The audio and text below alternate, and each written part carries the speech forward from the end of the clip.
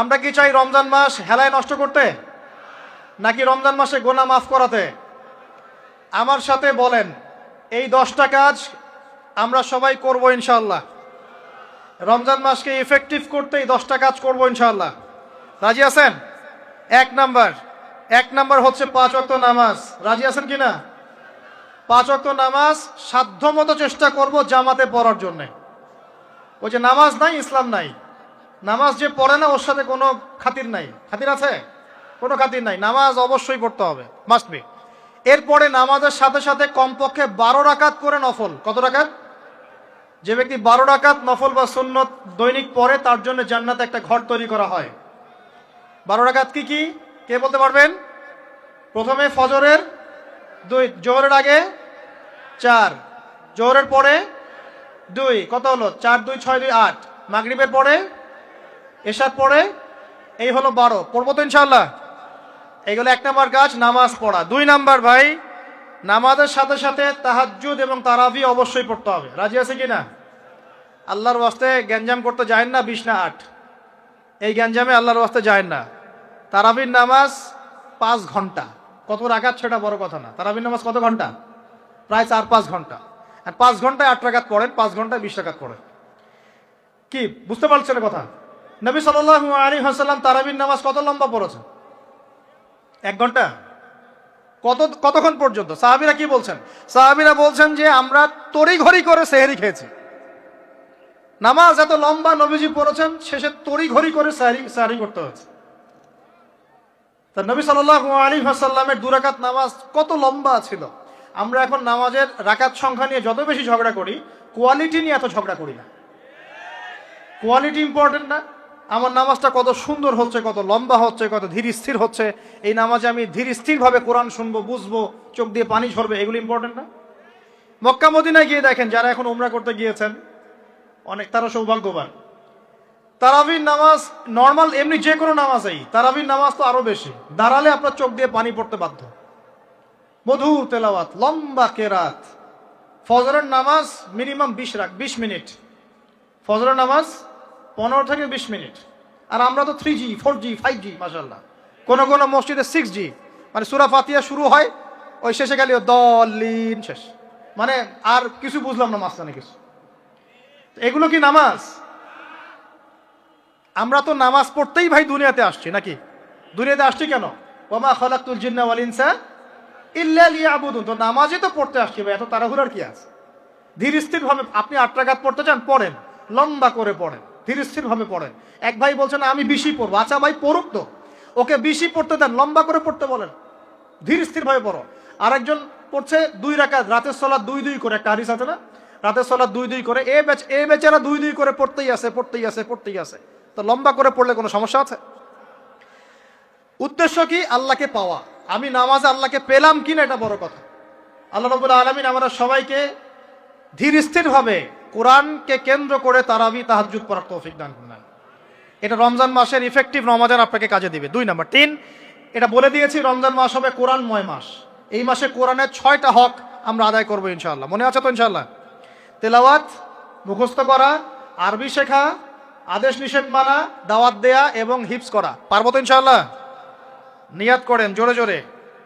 4 number, রমজানকে effectively utilise করতে হলে প্রতিটা কাজ সুন্নত সম্মতভাবে করতে হবে। এভাবে আপনি রমজানটাকে ইফেক্টিভলি ইউটিলাইজ করতে পারেন। কিরকম একটু বোঝাচ্ছি। মনে করেন এমনি নর্মালি আমরা সব সুন্নতগুলো অনেক সময় খেয়াল রাখি না। খাচ্ছি, খাওয়ার সুন্নত, খাওয়ার মধ্যে কিন্তু প্রায় 10-এর বেশি সুন্নত আছে। অজুর সুন্নত, কথা বলার সুন্নত, হাঁটার সুন্নত, কাপড় পরার সুন্নত, দোয়া কালামগুলো, ঘুমানোর সুন্নত, অনেক সময় আমরা কিন্তু এগুলো খেয়াল করি না। রমজান মাসে চেষ্টা করবেন প্রতিটা কাজ সুন্নাহ মাফিক বুঝে করার জন্য। আল্লাহ তৌফিক দান করুন। রমজানে ঘুমাবো, ঘুমানোর আগে বিছানাটা ঝেড়ে নেব, লাইটস অফ করব, আমরা দোয়া, এই যে সূরা ফালাক নাস ইখলাস এগুলো পড়বো, কাফেরুন সূরা পড়বো, আয়াতুল কুরসি পড়বো, সূরা বাকারার শেষের আয়াতগুলো পড়বো, পারলে সূরা মুলকটা পড়বো, ঠিক আছে?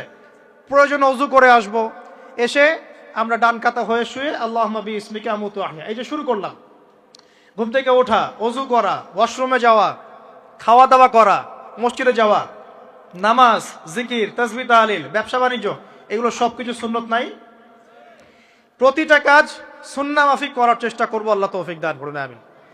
ফিকহুস সুন্নাহ এরকম কিছু বই পাওয়া যায়, ফিকহুস সুন্নাহ, কিতাবুস সুন্নাহ, এরকম অনেক বই আছে। আরবি থেকে বাংলা অনুবাদ হয়েছে, বাংলাদেশের ওলামায়ে কেরামও লিখেছেন।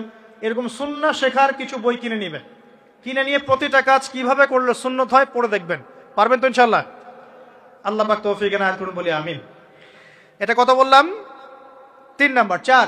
4 হচ্ছে দান সদাকা বেশি বেশি করা। রমজানে দান সদাকা বেশি বেশি করা। আল্লাহ রাসূল সাল্লাল্লাহু আলাইহি ওয়াসাল্লাম রমজানে রহমতের বাতাসের চাইতেও বেশি বেশি দান করতেন। আমরা পারবো কিনা ইনশাআল্লাহ? দেখেন, আমি একটা কথা বলি, দান করার জন্যে সম্পদ লাগে না, দান করার জন্য কলিজা লাগে। কি লাগে? ব্যাস, যার মন বড় সে দান করতে পারবে ইনশাআল্লাহ। আল্লাহ পাক আমাদের সবাইকে দিনের জন্য দান করার তৌফিক দান করুন।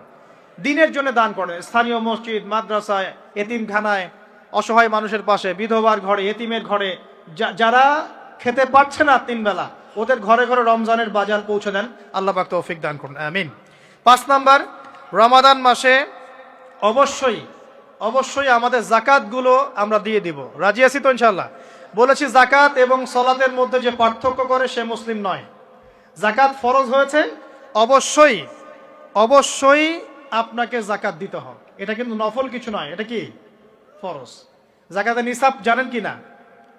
কত পার্সেন্ট? 2.5%। আচ্ছা, জাকাতের নিসাব নিয়ে ইনশাআল্লাহ পরবর্তীতে লেকচার চলে আসবে, অনলাইনে দেখে নিন। এছাড়া ফিকহুস জাকাত কিছু প্রোগ্রাম আসবে, অনলাইনে দেখে নেবেন ইনশাআল্লাহ। আল্লাহ রাব্বুল আলামিন আমাদের সবাইকে জাকাতগুলো দেওয়ার তৌফিক দান করুন। শুধু জাকাত যদি আমরা ঠিকঠাক মতো দিতাম, একজন মানুষও সমাজে না খেয়ে মারা যেত না। একজন মানুষও না। সমাজে এই যে ইকোনমিক সমস্যাগুলো যেগুলো হয়, অর্থনৈতিক সমস্যা, স্যাংশন, মুদ্রাস্ফীতি, হাবিজাবি, অনেক প্রবলেমস ওভারকাম করা যেত শুধু জাকাতের মধ্য দিয়েই। কিন্তু কে শোনে কার কথা? সবাই কি জাকাত দেয়? বাংলাদেশে এমনও মানুষ আছে যার একজনের জাকাত দিয়ে 100 পরিবারের সংসার চলবে ইনশাআল্লাহ। আছে না এমন লোক? আমরা জাকাতগুলো দেওয়ার চেষ্টা করি, আল্লাহ পাক তৌফিক দান করুন। 7 নাম্বারটা বলে দিয়েছি, রমজান হচ্ছে একটা নতুন জাতির উত্থান। অতএব রমজানে আমরা সমস্ত পাপ ছেড়ে দিয়ে একটা আলোকিত জাতি হিসেবে আত্মপ্রকাশ করব ইনশাআল্লাহ। আল্লাহ পাক তৌফিক দান করুন। 8 নাম্বারও বলে দিয়েছে, রমজান হচ্ছে জুলুমের বিরুদ্ধে দাঁড়িয়ে যাওয়ার চেতনা। রমজান কি? ওই যে বদরের যুদ্ধ, জুলুমের বিরুদ্ধে দাঁড়িয়ে যাওয়ার চেতনা হলো রমাদান। তাই সর্বস্তরের জুলুমকে আমরা রমজান মাসে রুখে দেওয়ার চেষ্টা করবো ইনশাআল্লাহ। আল্লাহ পাক তৌফিক দান করুন। শুরুটা হবে কোত্থেকে? নিজের থেকে। আমার নিজের মধ্যে কি কি জুলুম আছে আমি আগে দেখব, আমি কার কার উপর জুলুম করেছি এটা আগে দেখব, এগুলো আগে প্রতিহত করব, তারপরে আমি ইনশাআল্লাহ তাআলা পরবর্তী দিকে ফোকাস করব। 9 নাম্বার খুব ইম্পর্টেন্ট।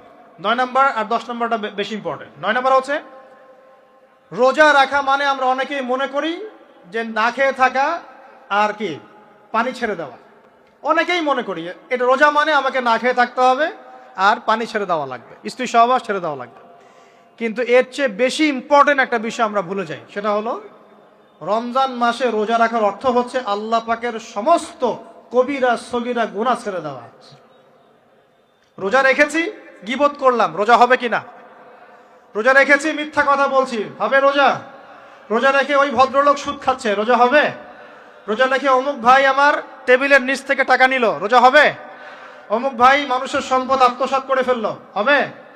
অমুক বোন বেপরদায় বাইরে বের হয়ে গেল, রোজা হবে? অমুক ভাই মনে করেন ওই যে গার্লফ্রেন্ডের সাথে চলে গেল ডেট করতে, রোজা হবে কিনা? অনেকে পর্নোগ্রাফি দেখছে রোজা রেখে, রোজা হবে কিনা?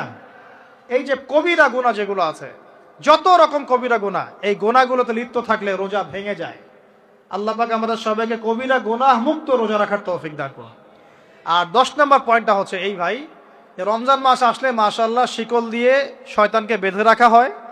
রমজান মাস আসলে মাশাআল্লাহ আমরা অনেকেই পাক্কা মুসল্লি হয়ে যাই, দান সদকা করি, জাকাত দেই, তারাবি পড়ি, তাহাজ্জুদ পড়ি, অনেক কিছুই করি। কিন্তু ঈদের দিন আসলেই মাশাআল্লাহ আমরা আবার আগের জায়গায় ফিরে যাই। ঈদের দিন শয়তান যে ছাড়া পেয়েছে এটা বোঝার জন্য রাস্তাঘাটে বের হলেই হয় নাকি? মেয়েদের চলাফেরা দেখলে বোঝা যায়, আর ওই যে হোটেলে হোটেলে গান বাজে এগুলো দেখলে বোঝা যায় শয়তান ছাড়া পেয়েছে, আজকে বুঝলাম। তো এখানে সবচেয়ে বড় শিক্ষাটা হলো রমজান মাসের এই যে শিক্ষাগুলো, ত্যাগের মহিমা, জুলুমের বিরুদ্ধে দাঁড়িয়ে যাওয়া, কোরআনের হক আদায় করা, জাতির উত্থান, বড় বড় অনেক কথা বললাম। এই শিক্ষাগুলোকে সারা বছর ধরে রাখাটাই হলো রমাদানের সবচেয়ে বড় চ্যালেঞ্জ। আমরা পারবো কিনা ইনশাআল্লাহ? আমরা রমাদানের এই 10টা হক আদায় করতে পারবো কিনা ইনশাআল্লাহ? কোরআনের হক আদায় করতে পারবো কিনা ইনশাআল্লাহ? আল্লাহ রাব্বুল আলামিন আমাদের সবাইকে আসন্ন রমজানে সুস্থতার সাথে সমস্ত সওম রাখার তৌফিক দান করুন এবং রমজান মাসে বেশি বেশি তেলাওয়াত করার তৌফিক দান করুন, অর্থ বুঝে পড়ার তৌফিক দান করুন, বেশি বেশি দান সদকা করার তৌফিক দান করুন, বেশি বেশি ওই যে গরিব দুঃখী মানুষের পাশে দাঁড়ানোর তৌফিক দান করুন, বেশি বেশি যাকাতগুলো দিয়ে দেওয়ার তৌফিক দান করুন, বেশি বেশি আল্লাহর জিকির করার তৌফিক দান করুন, বেশি বেশি আল্লাহ পাক আমাদেরকে নফল নামাজগুলো পড়ার তৌফিক দান করুন, কোরআন কেন্দ্রিক সময় কাটানোর তৌফিক দান করুন, রাসূলের সুন্নতের উপর আমল করার তৌফিক দান করুন এবং একটা নতুন আলোকিত প্রজন্ম এবং জাতি হিসেবে এই রমাজানে আল্লাহ রাব্বুল আলামিন আমাদের যুব সমাজকে আত্মপ্রকাশ করার তৌফিক দান করুন। সর্বোপরি রমাদানের এই শিক্ষাগুলোকে সারা বছর ধরে রাখার তৌফিক আল্লাহ পাক আমাদের সবাইকে দান করুন, আমিন। আমি এই বলে আমার আজকের সংক্ষিপ্ত আলোচনা শেষ করছি। আকুলু কওলি